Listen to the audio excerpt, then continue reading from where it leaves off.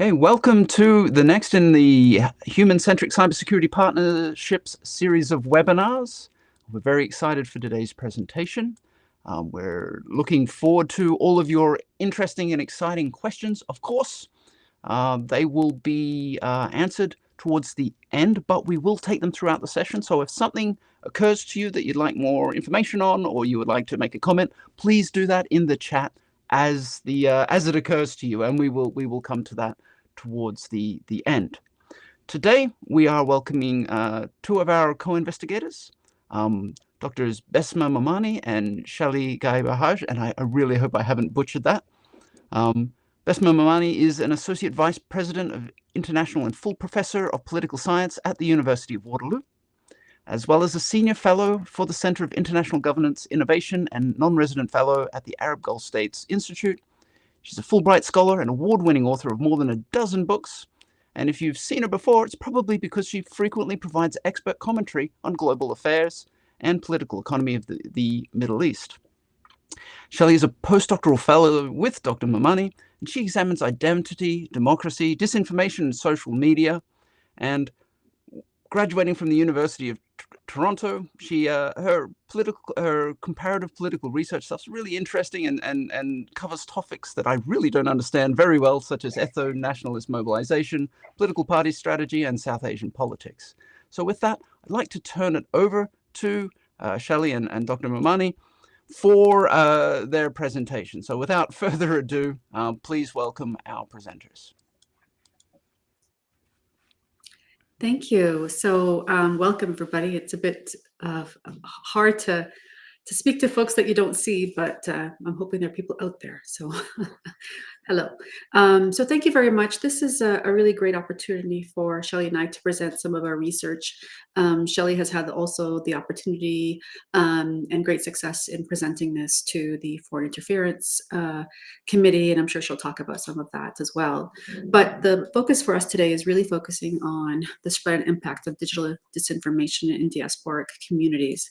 And I'd love to just spend a little bit of time trying to go over some of the genesis of this proposal and idea and how we are effectively trying to do research on this subject. Okay, so very simply, I think one of the things that we really wanted to do was provide a very, I think it's a neat proposal and methodology on trying to uncover something that is quite big in its capacity to impact a lot of us, not just, I think, in democracies, but all around the world.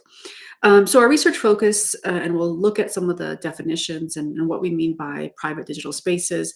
We'll go over our research design and methodology, really give you a sense of what is the digital information landscape for diasporic communities. A little bit about definitions too. Diasporic communities is one that, again, is not a term that everybody loves. I personally love ethnocultural communities, but Shelley and I, this is a sentiment of long conversation, was, certainly I think a lot of folks are using diasporic communities as well. And we'll talk about the spread of disinformation, which is what we're really focusing on, particularly on chat apps. Some of what we think are the responses to that, impacts, implications, and where we think this is going as a field of study.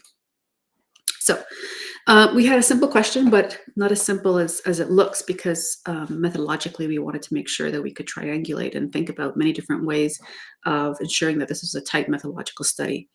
And the question was, why and how does mis and disinformation spread within private and encrypted digital spaces? And most importantly, I think we were, after our first phase of our topic, and I'm really grateful to the funding that we received from Heritage Canada to do this, our first investigation was really the sort of what is out there, what kind of disinformation is it, and then we went into the next phase of, how does it spread, which is another totally different issue. And then also we really wanted to get at what I think we're all thinking of, which is what are the impacts? And I think one of the things that we really felt was clear, and this is some of maybe both Shelley and I's own personal experiences coming from ethnocultural communities, where I come from the Arab Middle Eastern community, Shelley come from the Indo community, and has studied this even way longer than I have ever had, as well, through her own research on social media and connections between India and Canada. we both experienced this of what we called, not just the crazy uncle. Increasingly, it's the mainstream, family members sharing things with us that was just really pretty outrageous, and mostly in what we're going to talk about, which is this private and encrypted digital spaces. So it's not your Twitter and it's not your Facebook, which are public. And at one point, one had the API to do some really interesting investigations in those platforms. This was a really more hidden, I think, unexplored black box that we wanted to open. So some just quick conceptual stuff. Certainly, I think we all have heard this before. What's the difference between misinformation, disinformation, malinformation? Certainly, we all know that one is about intent, and one is, I think, we also have this real big challenge, I think, methodologically. Trying to prove that this is an intentional policy, particularly from usually rogue actors and foreign governments. And I think I guess it's a bit of a side note. I do think we get hung up on this distinction, and it can be to our own detriment because we really get really hung up on. And I get that as social scientists, as good social scientists in particular, we want to be very precise with our words. But it does mean that often we can't prove, for example, that Russia, or even to be more exact, Putin, who we assume is sort of behind a lot of the thinking of what is coming out there, really intends to, pollute the environment and impact, or the information environment, and impact various communities, even though we can obviously assume that. But that's the kind of challenge we face with that kind of distinction of definitions. Nevertheless, I think when we focus on impact, that's sort of regardless, and the impact is the constant, and does not make a difference whether it's dis, or malinformation. It's all impacting, and I think we definitely see a lot of negative impacts as a result. Okay, again, something else that both Shelley and I discovered with our own, again, respective ethnocultural communities, and for those who are on this webinar that similarly come from a lot of these, ethnocultural communities, you'll know that, WhatsApp is just universal. I mean, I think people when I travel in the Middle East, and I know Shelley's shared the same when she travels to India, is that people don't share their phone number or their email. They just share their WhatsApp. It's the mode of communication. And that is, again, important to point out that it stands apart. So we know that ethnocultural communities, and particularly newcomers, by far outuse WhatsApp compared to all other, and let's say, Canadian communities that have been here longer than some of the newcomers and these, minority ethnocultural communities. So we know that it is a more used tool. Of course, WeChat in the Chinese communities is kind of the equivalent. And these private spaces are really difficult to unpack and expose because they are private. They're in theory encrypted, although I think we all know that really they're not, based on some new investigations of how they've been cracked open by a lot of autocratic and movements. But nevertheless, one doesn't have a full, insight into what's happening in these spaces. So that obviously proves a methodological challenge for us. So one of the things we first started was actually using an original survey, and we worked with the South Asian community, Chinese community, and the Arab community. Those are the top three communities of newcomers, so we thought that was very relevant.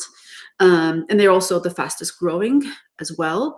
Admittedly, we did try to investigate the Filipino community as well, and we just had some real challenges in getting a real large sample size, so we unfortunately had to abandon that.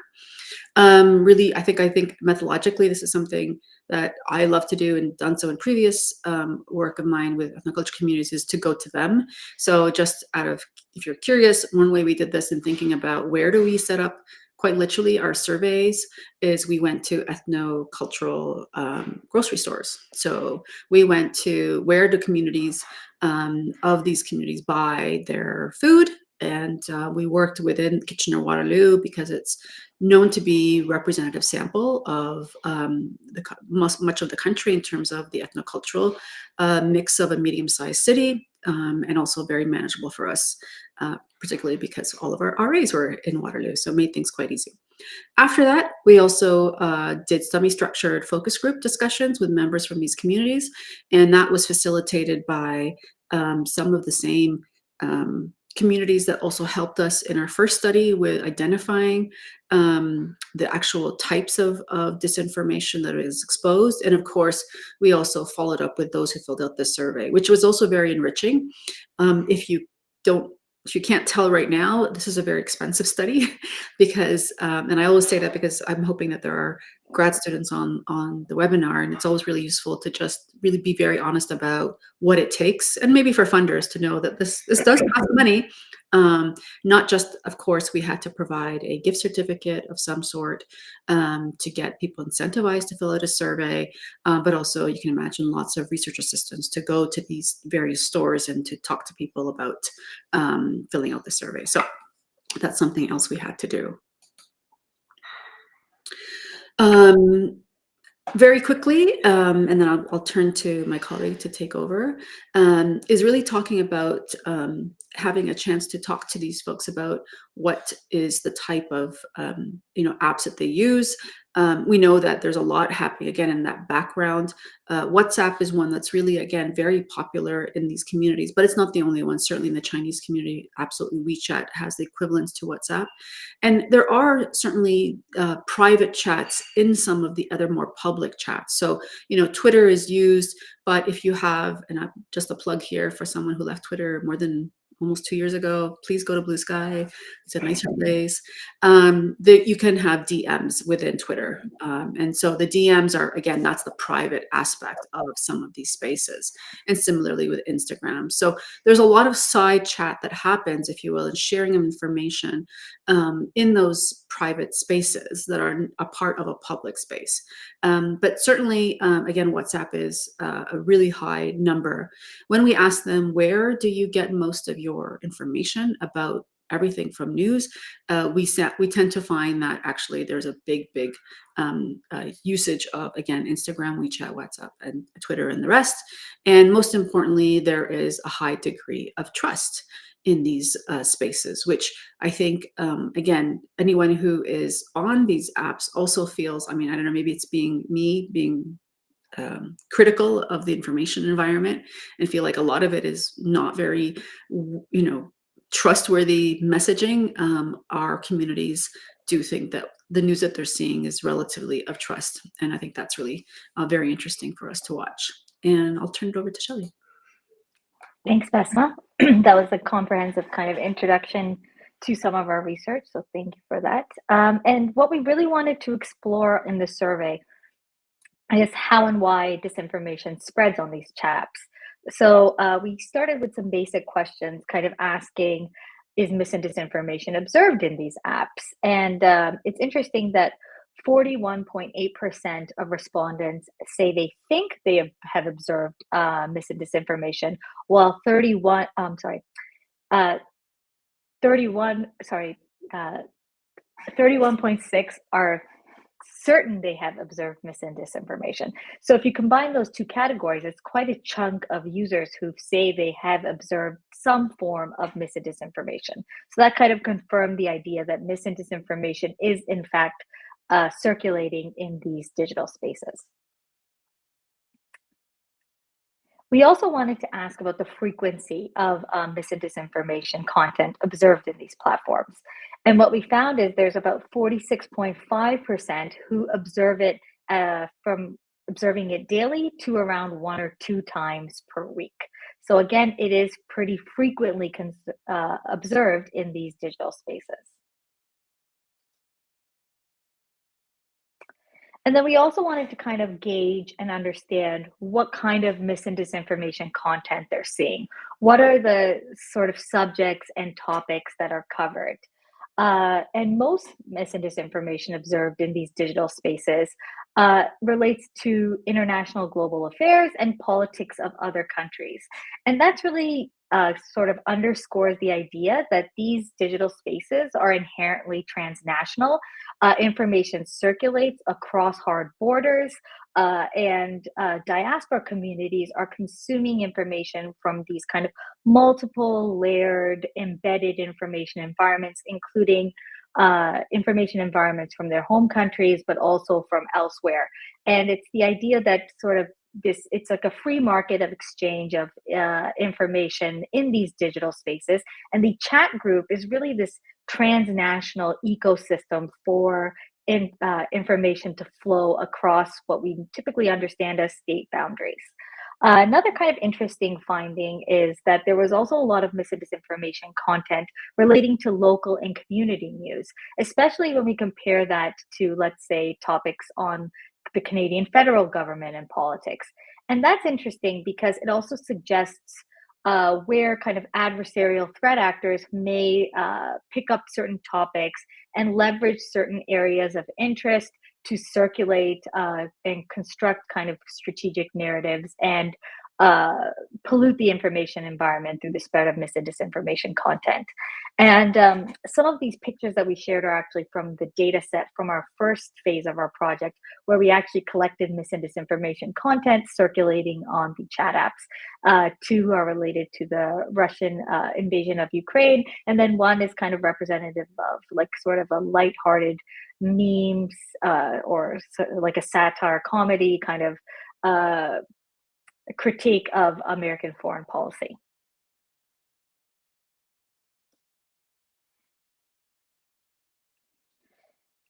And what we found in the research is that these places are quite complex. And they're complex for a number of reasons. These chat groups often involve familial, interpersonal, and professional community groups. So they're really interpersonal networks of communication, but they're also large and open public groups. And so there's not always that personal connection that we assume in these chat groups. And in fact, in our research, about 79% responded that they do belong to chat groups where they don't actually know everyone in the chat group. And again, that suggests that there are these more vulnerable groups within these digital spaces that can be maybe more susceptible to the spread of mis and disinformation. That's because in these larger public chat groups, there's reduced accountability and the kind of propensity or inclination for anonymous or semi-anonymous information sharing.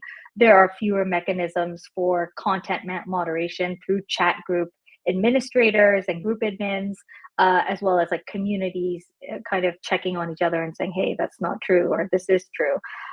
There's also kind of the potential for the exploitation of these kind of chat groups to use for trial ballooning of messages, of disinformation campaigns and information operations.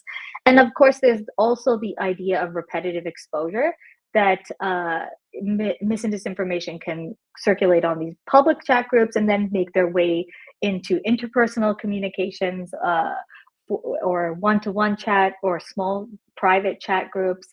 And it's the idea that the more you see certain information, it's often the case that the more true and credible it seems. And that's why that strategy of astroturfing with mis and disinformation spread and the spread of computational propaganda is often so effective, because it makes that topic seem like it's being discussed by everyone when it's actually kind of more of a niche topic. And it also, again, underscores the transnational dimension of these spaces. These are transnational networks. They're inherently communities of connection across those hard borders.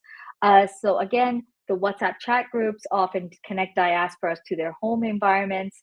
And so they're often operating within multiple information environments. And again, the spread of mis and disinformation on these apps circulates and often finds its way through the interpersonal conversations and discussions. And that's kind of another source of information sharing, even though it's not seen or perceived by users as the primary function of the apps. What we found in our research is that these spaces are really incidental sites for the sharing of information. And that said, when information is shared by someone you actually know offline or in real life, and you trust that person and you like that person, some studies from psychology suggest that how you perceive it is also based on how you view them in real life. So if you trust them, you're often also likely to trust the content that they're sharing with you digitally. So it's kind of a way to assess the veracity of digital content shared online. And there's also this natural spread of information, including mis and disinformation, in digital spaces. So there's this upstream and downstream movement of mis and disinformation across platform boundaries and moving across different mediums. So it's often what's called by scholars on mis and disinformation as this cascading logic. And there are studies that show that chat groups and these chat apps are often used to trial balloon certain narratives to see kind of what sticks and what can take off and what can be used to kind of to construct strategic narratives by more adversarial state and non-state actors.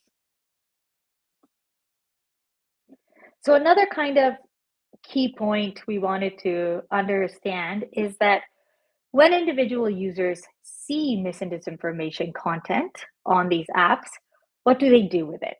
So we actually asked how individuals respond to disinformation on chat apps. And what this kind of colorful bar graph shows in short is mostly people do nothing. So let's unpack that a little bit. And what we found is that most people are likely to ignore the content or think about the content, but not necessarily respond. So it's what we call kind of passive engagement. There's this kind of passive engagement to disinformation. And individuals suggested they ignore it or they just think about it, but they don't necessarily respond. When they do respond, what was interesting is that they still tend to respond by disagreeing with the content. So it's not that individuals will agree with the content. If they choose to respond, they disagree with it. So we kind of gauged this. This is kind of why it's so important for us as researchers to adopt mixed method approaches, because the survey kind of highlighted these trends. And then we decided to pick them up in our focus group discussions to kind of uncover some of the mechanisms behind these decisions that individuals make in terms of when they decide to counter and engage with mis and disinformation. And what we found is through our focus group discussions is that there was a few more insights that we were able to gain as researchers in terms of why there's this selective and passive engagement. One is there's kind of sheer problem of volume of information circulating in all digital spaces that individuals engage in. So there's kind of this exhaustion from the sheer volume of incoming information, and individuals often feel that they feel overwhelmed at an individual level, or they feel like the idea of engaging with mis and disinformation and countering and correcting it is often too cumbersome. There's just too much circulating that it's an uphill and futile battle. So that was kind of one of the experiences shared across the communities that we chatted with in our focus group discussions. And then also there's a differential burden of labor for these communities. They also indicated to us in their focus groups that they're fighting mis and disinformation that targets their communities, and they're also fighting mis and disinformation narratives and content that's circulating within their communities.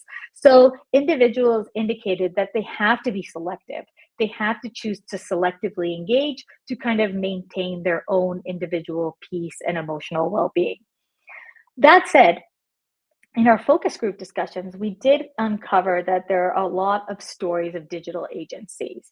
And as much as we talk about the problem of mis and disinformation, I think as researchers, when we actually talk to individuals, we were very buoyed and optimistic with some of the creative tactics that they used in their day-to-day lives to tackle and counter mis and disinformation.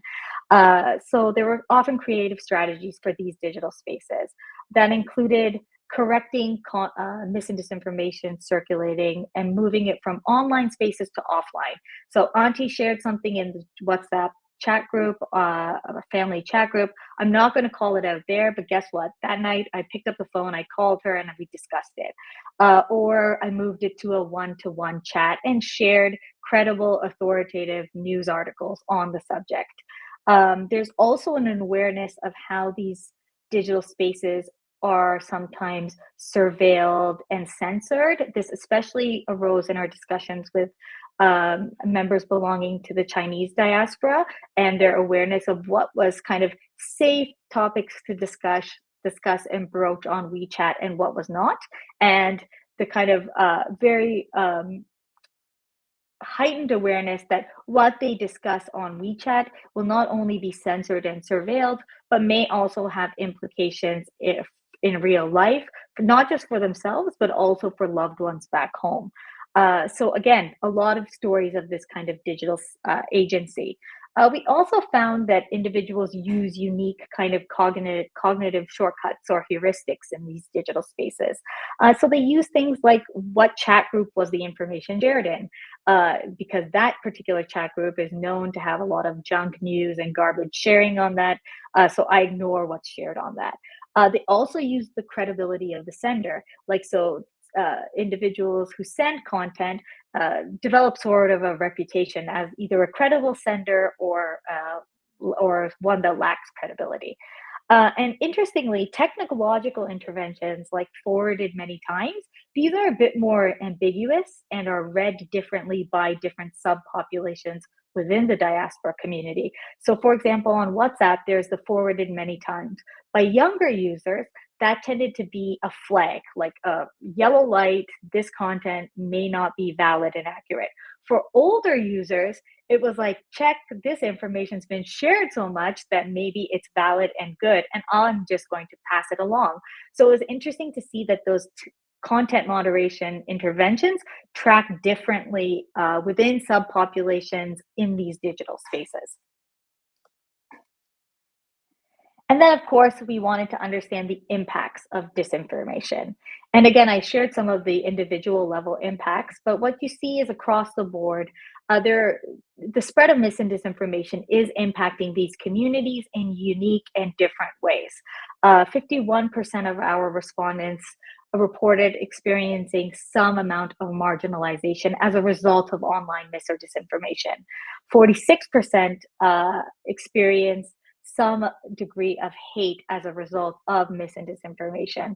And 44% kind of reported feeling a certain amount of emotional impacts or emotional harms. So again, at the individual level, you have that exhaustion from information pollution, the fact that people are just very much tired of all this information that's constantly coming their direction on different platforms, including private chat apps. And there's also these kind of barriers and constraints for these communities when countering mis and disinformation, and that includes these cultural dynamics. So in focus group discussions, what we found and heard was that stories of sometimes I want to respond, but I cannot because it's not considered respectful for me to call out my elder member in the family on the chat group. So again, this is when they would often come up with these creative strategies to engage and overcome these kind of cultural barriers and dynamics. And again, the decision of when to intervene is often based on the nature of the chat group and who the sender is. But all of this suggests is that there's a lot of burden of disinformation labor for these communities. Like, think about all these processes they're going to in terms of assessing the quality of the information, deciding when and how to engage, and then kind of circumventing and navigating all these different barriers, whether it's concerns of surveillance and censorship, or whether it's concerns about cultural dynamics and sensitivities to those dynamics. And then at the collective and group level, what we heard in focus groups is that the idea of that layered experience, right? There's disinformation circulating within their communities that they're trying to target and trying to counter, but there's also disinformation that's circulating that targets them as a community, that targets their group. And again, within our discussion of hate, 46% said they experienced some hate.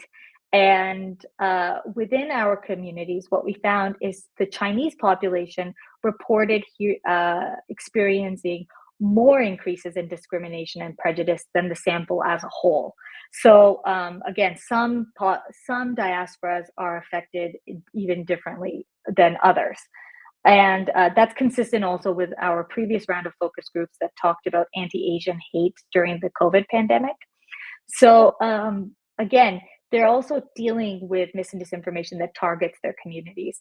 And even the mis and disinformation that targets their communities, even that's a layered experience because they're often experiencing mis and disinformation emanating from home countries, but then they're also experiencing mis and disinformation that's domestically circulating within Canada that are kind of sort of sometimes anti-immigrant, Islamophobic, anti-Asian, and kind of xenophobic kind of tropes and narratives that are picked up by some fringe ideological movements and so forth. So that it's a really complicated kind of layered experience of the impacts of disinformation, and it really impacts their day-to-day lives, as including how they alter and modify their digital behaviors. And I'll throw it back to Besma to kind of go over some of the broader implications and zoom out on why some of this matters. Yeah, thank you. Just go to the, oh, good. Thank you for switching the slide. So yeah, I mean, there's a lot obviously that could come from this, but some of the top implications we thought about, you know, we do focus a lot on elections as a community and completely understand why we do that. And it's really important that we do. But we also really are conscious of this idea of everyday disinformation. So it's not just every 4 years or 5 years. It's really about that constant slow drip of disinformation and how it shapes opinions and public perceptions between elections. So it's, you know, very much in keeping with the everyday threats of surveillance, censorship, potential harms that could come, you know, to folks and their loved ones. And we heard that quite a lot with the Chinese diaspora community as well. And just basically how this shapes and alters everyday digital behavior and practices. It really effectively creates this chilling effect, and particularly in some communities more than others. There's obviously information pollution. And again, to the previous point, Shelley noted this sense of exhaustion, being overwhelmed, you know, being overwhelmed with information, we know also produces apathy, decision paralysis. It can also undermine civic engagement, right? I mean, I think if people feel that there's harm that could impact their loved ones, what is the impact on civic engagement here in Canada? It might just actually make people withdraw, and that's really not healthy for our sense of belonging, and nor for, I think, the very overall health of our entire political system. We do think there is a potential for radicalization and increased polarization, and that really happens from the echo chambers and the filter bubbles. We already know that there's algorithmic biases at work. A lot of this radicalization is increasingly towards a right wing or alt-right wing, to be exact. You know, there's these unfortunate, you know, white replacement theory. I mean, there's a whole host of them that are really pretty ugly, and interestingly, even coming into some of the ethnocultural communities. I mean, we see this with, if I may say as an example, not a Canadian one, but, you know, looking at Trump's, you know, cabinet. I mean, there is a lot of, you know, South Asians in that cabinet, and we increasingly see that actually this is not, and how they justify what is, you know, to many of us, you know, very racist type policies. And there is a very interesting way that some of this disinformation is also being almost adapted, right, to these ethnocultural communities' own cultural sort of, you know, whether it's superiority for them or even just their experiences, and this very interesting othering, let's just say, that we see in all these communities as a result. Of course, you know, there's a democratic trust deficit happening. So, you know, people have, and we see this in lots of external polling, you know, less faith in institutions, parties, the media, and so forth. And of course, that trust gap therefore widens, and again, is a real disservice to democracies writ large. As far as the impact on public opinion and narratives, we see that there is a lot of ways of, you know, priming, framing, agenda setting that is, you know, really important to study as a part of this. We certainly know that disinformation effects aren't universal. We see that, again, the subpopulations or ethnocultural communities have this double burden, and that also women and, you know, members of the LGBTQ plus community would also face more of this kind of double burden, stigmatization and discrimination. Again, differential impacts for communities is, you know, in many ways for these communities seen as a threat that they have to think about. We saw this in our first project as well, where a lot of the ethnocultural organizations that we used as really interlocutors in our study really talked a lot about how, they're very conscious of this, and they're going to have to, and it's ironic because we're of course seeing less and less funding, committed to these organizations, but oftentimes they're at the front lines trying to work with their communities and say, like, that's not true, this is disinformation. And it's tough because they're going against oftentimes, if not foreign governments, which we can't prove, but just this really strong presence of, alternative facts, if you will, that's what they call it, that is really just disheartening and not healthy to our overall information environment. And certainly we know that foreign actors are a part of the problem. We do know that they are fueling disinformation campaigns. We see that in some of the reporting, even at the Canadian government level. We know that there are targeted disinformation campaigns to certain ethnocultural community diaspora. It can lead to xenophobia, discrimination, and racism. And I think there's also a lot of attempt and burden, as I said, on the communities to really counter and correct this disinformation. And we see this with a lot of harm. We saw this with health disinformation during COVID, and how they, positioned this virus and the disinformation that we saw in some cases, which we haven't had a chance to completely measure, but may have changed, behaviors and some of the uptake of vaccines. And certainly conspiracy theories are a part of that. So this really takes us to our last slide and thinking about what's next. Admittedly, we are at the sort of tail end of our funding. So, we're always very interested in trying to think about what's next. We do know that we've really been able to uncover a lot of great data. We do want to sort of expand our understanding of how this relates to foreign interference and misinformation. Again, Shelley's really taking a lot of the lead and work on that in terms of her presentations to the Foreign Interference Committee. We do want to think about beyond the legal regulatory frameworks and tech responses. Those are, in our view, really top-down solutions, like content warnings. And I think, when we're talking about the kinds of spaces we're looking at that are supposedly encrypted, they really require a different tool. There are some folks, unfortunately, in the United States are talking about creating a backdoor. We really don't want to go there because we're really conscious of what that means for civil liberties. But I think there are mechanisms that can be used on the regulatory side. Again, that's something we'd love to think about. Whether, I think good old-fashioned digital literacy is always a safe investment. It never hurts, the more the better. And that will really build the resiliency that we see and need. But I'll go, again, in terms of, what the ethnocultural communities need to be resilient, it may be different. And I think that's important. So they need funding. And of course, that means the importance of third language resources. I'll just really make a shout out to our last set of funding from the Heritage Canada, which we are investing in. Actually, something very different for Shelley and I, is actually creating these kinds of resources and tools. So we've got films, little short videos, advertisements that we're going to put on things like Omni Network to get the message out in local languages. So that's part of our sort of next steps in what we're doing. And yes, want to thank you very much for listening to us. Thank you, everyone. Fascinating stuff, and it's at the best point of the presentation now, because it's over to the audience to ask questions. We invite you to put any questions or comments you might have in the chat so that we can discuss it with our presenters.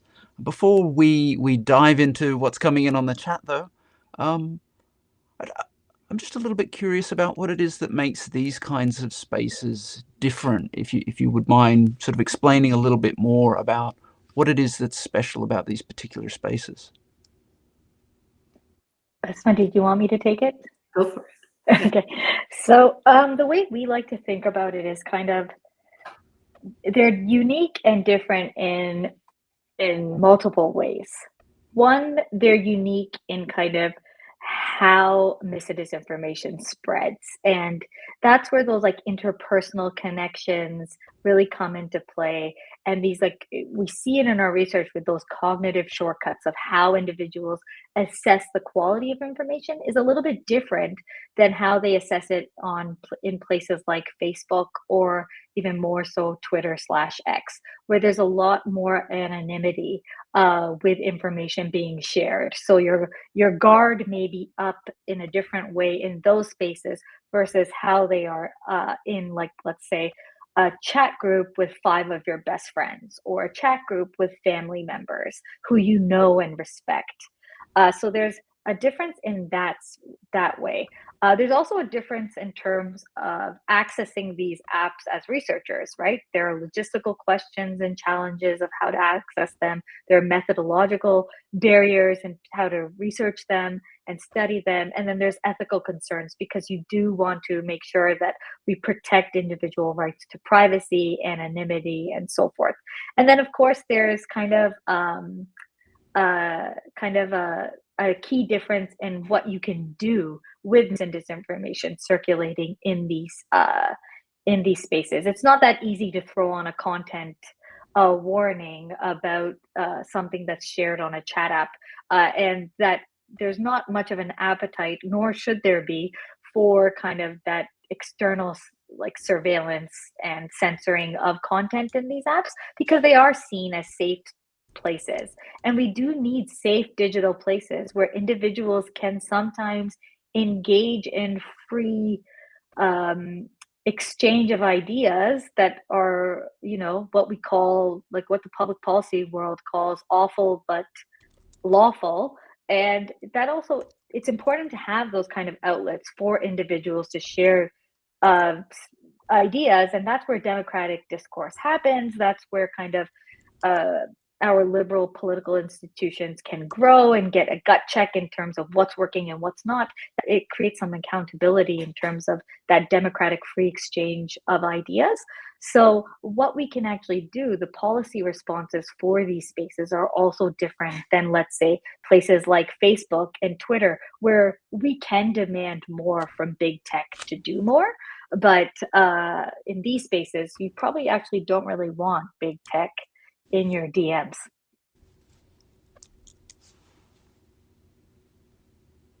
Besma, did you have anything to add to that? Wonderful. So let's pop on to the first question that we have from the audience here. And we've been asked, we often talk about echo chambers created by recommender algorithms in social media. Even if that's not true for encrypted chat apps, echo chambers have existed long before social media. Do you think that the hindrances to debunking disinformation creates echo chambers? In that case, would having larger groups or channels mitigate the risks of these echo chambers by acting as de facto social media? It's a great question. I mean, it could have a diluting effect, right? The larger it is, the more dilution could be the case. So certainly, I think there's some kind of warranted view in that, but I don't think it's something you can sort of, you can't implement that in a way, right? I mean, WhatsApp's not going to say, you can't have more than, you can't have a minimum of 50 users in a chat group, right? So I think that it's good. It's just hard to enforce. Absolutely, right? I mean, we know. I mean, there's a famous saying in medicine, dilution is the solution to pollution, right? In the sense of, yes, absolutely. Whenever you dilute something, you'll have less toxicity. So yeah, I agree that the mechanism would work, but it's just a matter of how would you implement it. I also think there's a concern, like, and this comes from being biased from studying ethnocultural diasporas who are racialized, that sometimes we talk about echo chambers, and we have to also understand that members of these communities are often on the receiving end of the idea of, like, freedom of speech and expression, and that often opens up kind of disproportionate levels of targeting through things such as, like, stigmatization, discrimination, hate-based information sharing, and so forth. So I think we have to also be really cognizant of the fact that democratizing digital information spaces is not always going to be uniformly and universally dispersed. We'll get to our next question from the audience in a moment, and I encourage people to send in your questions because these answers are fascinating. In the meantime, though, I wanted to just dig in on what you mentioned as passive engagement. For a long time, marketers and promoters have made use of product placement and jingles and placing logos on billboards so that they're just passively around us for the reason that they help drive sales. I just wonder if you'd like to sort of dig into what's actually happening with the people who believe that they're not doing anything, but you framed as passive engagement, because I think that's very, very important and interesting. Yeah, sure. I mean, that's where I think the survey, the way the questions are, we're somewhat limited with our survey instruments in the sense of questions we word it a certain way, and it often gets interpreted another way. And interestingly, people thought they weren't engaging with content. And then when we had those focus group discussions, we found they actually did, but they didn't even realize they were. And I think what is unique about these spaces is I think a lot of the reason they don't even realize, individuals realize they're countering and correcting information is because of that interpersonal connection on these apps. So we started to conceive of these chat groups as really like first and foremost as communities of connection. And I think that also provides a lot of optimism for future responses for mis and disinformation. That perhaps rather than the big public facing platforms where people are anonymous and hiding behind that anonymity to sometimes be mean and nasty, in these communities of connection on these chat groups, their behavior is quite different because you do know them, you do think of them, or even if you don't know them directly, you're in a chat group with friends who know each other. So there's all these like, 5-6 degrees of separation, but there's some connection between individual users on these apps. And I thought that was interesting because if we just looked at the survey data, we would think, oh, people aren't doing much about mis and disinformation in these spaces, but that those really like rich qualitative insights that came from our focus group actually kind of filled in the blanks from the survey. And actually, there is a lot of work that's being done. I think the question really becomes, how can we play a supportive and productive role for individuals to feel empowered in these digital spaces to engage more? We'll take another question from our audience, and thank you very much for the question. Should there be regulatory frameworks that force digital providers to be responsible for content on their platform? They seem to be abandoning any responsibility at this point for misinformation and disinformation. Yeah, Besma, do you want to take this one? Yeah, it's a great question. I mean, I think there is a responsibility. Like any product and service, we need to be really mindful that, we have very strong, regulatory, challenges or sorry, not such challenges, sorry, barriers or guardrails on any service and product. This is no different. And I always look at it's a matter of like, what if we understood better the harm that could be made, right? With any product or service, as long as there's harm, there needs to be regulation. I mean, that's just I think a part of logic, and I think there is a lot of harm that can be in place. And I think today we are more conscious than ever that social media is not just social. It can be used as a potent tool. It can be weaponized. It can be absolutely manipulated. And so we need to be conscious of that. The challenge, of course, and I think where we always want to be mindful is that balancing act between, freedom of speech, and ensuring that these, but not letting, the platforms to get away with anything. And I think there's a very there's a very delicate balance there. And certainly what works in Canada may not work in the United States, which tends to lean far more towards, free speech as a principle. And so we'll always be butting heads against the Americans on this. And certainly we see that mostly with the Europeans, who have been very, very good, in my humble view, on really thinking about this in a sensitive manner that I don't think impinges on free speech, but is absolutely careful about these social media and the entire sort of, landscape of internet tools and the rest, and connectivity of how it can be, used to ensure that society is resilient and not harmed. And certainly thinking about it in terms of data, which is the way the European Union has framed it. So I think we could use some of that, but I would be remiss if I said I had the answer, because I think it also requires that kind of public debate in a way that's sensitive to a host of communities. And one thing I think we've recognized and we've grown to appreciate is just the differentiated impact. And so, for some individuals, the more free speech, the better, because likely they're not going to be harmed in terms of their positionality versus, again, I think as women, we're very conscious of this because we see it. Unfortunately, we know women experts are going to be doxxed, are going to face far more horrendous commentary in their comments to them in a way that men don't experience. And that's just one of many, many different, differentiated identities that could impact, the kind of discourse that they're facing. So yes, is my long-winded answer.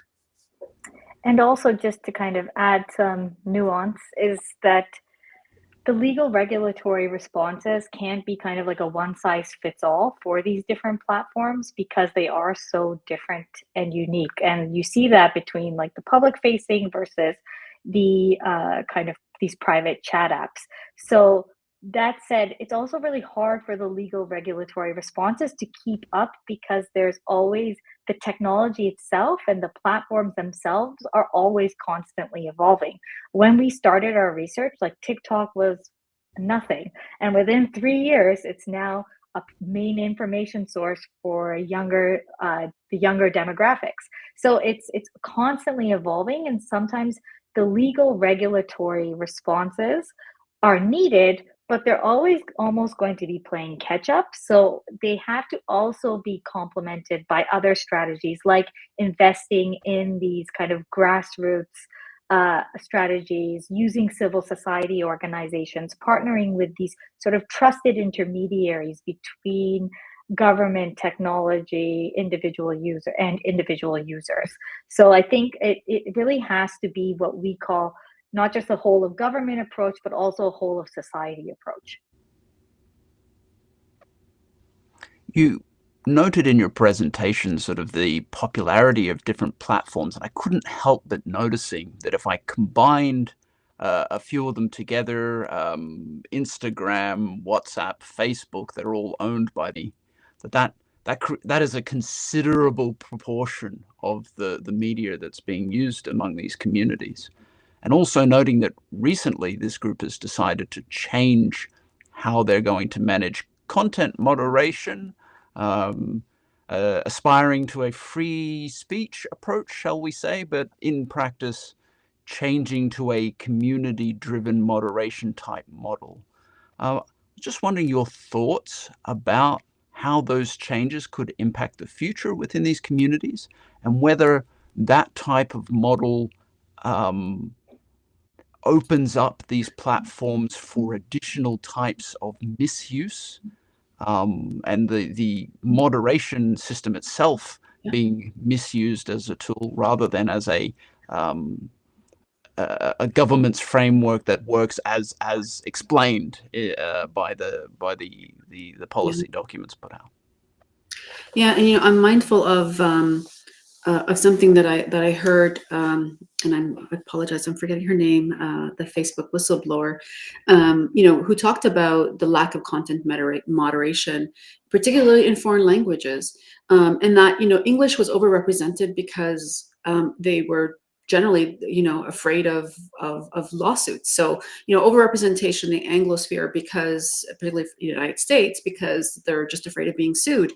But, in the sense of, and again, using kind of market fundamentals, they had almost no content moderators in some languages. And so the pollution that was in some of these Facebook pages was incredible, and that, in her humble view, was a part of what led to the genocide of the Rohingya, or the attempted, because the messaging that was found in Myanmar was atrocious and completely unregulated and unmoderated. So, already we've seen, again, a lot of ethnocultural communities who are not writing in English are already at a disadvantage in terms of getting less content moderators. So I shudder to think about what's happening now with Meta's new change in policy, which, it really becomes a free-for-all. We've seen what can happen when, again, there's so much disinformation in the on these platforms. Yeah, I mean, it really feels like it's kind of a David versus Goliath type situation when big tech starts to remove some of the protections. And even in private encrypted chat apps, there's a few kind of technological interventions and tools that are relatively easy to implement, that are kind of don't harm certain subpopulations more than others. And that's like, even in chat groups, the ability to forward it to a certain number of people. Even that kind of slows down the spread of mis and disinformation in these spaces. So there are those kind of interventions that you would hope don't leave these digital spaces. I mean, in terms of our research and discussions with individual users belonging to these communities, as well as community organizations and civil society organizations that represent these communities in Canada, what we found is there's also skepticism of what big tech interventions will do to them as a community. And that's, again, rooted in the longer history of being securitized and surveilled, even by their home countries. So oftentimes there's a hesitation of, no, you know what, we don't actually want government really involved in these chats, and we don't really want big tech involved in these chats. We'll deal with the problem of mis and disinformation as a community and on the individual level. That said, from a normative perspective, it just is unfair. I'm gonna ask you to attempt what I consider to be impossible, if you don't mind, and that is, migrant and diasporic communities straddle a number of news environments, a number of cultures. The sets of forces that are at play on them in terms of influence and motivation are overlapping and multidimensional. It seems to be an incredibly complex environment that's very much different from that which a person who was born and lived in a single country and community interfaces with. I was wondering if you could give some kind of window into a world where people are straddling news and social pressures between different countries, and perhaps the role that push and pull between your different community groups and your different social groups online, and the trust between different organizations might play in pushing people left and right and up and down. A little bit of what that washing machine of online environment might feel like for the people who are exposed to it. Basma, did you want to attempt to talk? Okay. Okay. So this is a great question. And I mean, I think many of the individuals who participated in our survey and our focus groups, that this is their lived reality every day. And through our focus group discussions, we learned that this kind of layered information environment, one, it's it increases the sheer volume of content you're exposed to, and it also increases the range of content that you're exposed to, because you're not just only embedded in the North American information environment, you're also embedded in, let's say, what's happening in India. And oftentimes individuals indicated that they tend to be more interested in those topics as well. So there's that complexity. And then even within diaspora communities, there's a lot of variation, right? So within the Indo-Canadian diaspora, there's often what's happening in India in terms of some of our data collection from our previous project overlapped with the onset of a large farmers movement that kind of took over the capital and was a real challenge to the dominant Hindu Nationalist Party in power, the BJP, led by Narendra Modi. And what we found in that wave of data collection was that it was also having real impacts for the Indo-Canadian diaspora. And they were actually kind of, it was kind of like, you know, they were having debates on the topic between, let's say, those who came from more agrarian states versus those who did not, which are often overlapping with religious divisions and linguistic divides. And so there was a real debate happening, and often very tense debates. What we found in our research was that these civil society organizations that represent these communities would often intervene in ways that would foster more social cohesion, but also allow this debate to happen constructively and productively. And I think that's a testament to kind of the liberal, democratic, multicultural model we have in Canada, where we allow for this space to happen and not just a pure kind of assimilation.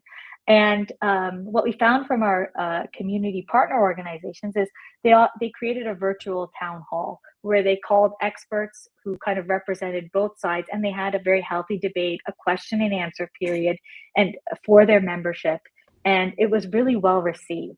So I think it's challenging, but I think what we find most optimistic is when we see those community-based responses. And what's hard is these responses are really bespoke. They're really, you know, culturally specific and temporally specific and contextually specific as well. But when you see that, it kind of just reinforces the idea that we need to invest in these type of connections in society more, in these civil society kind of interconnections, interactions, and connections. Wonderful answer. Thank you very much. Our time has come to a close, so we'll let everybody get back to their afternoons. I'd like to thank very much Dr. Shalika Bahaj and Dr. Besma Mamani. Thank you very much for your time and your research. I would also like to thank our audience for their wonderful questions and remind them that there'll be another webinar next month and invite them to join us then. So with that, thank you very much.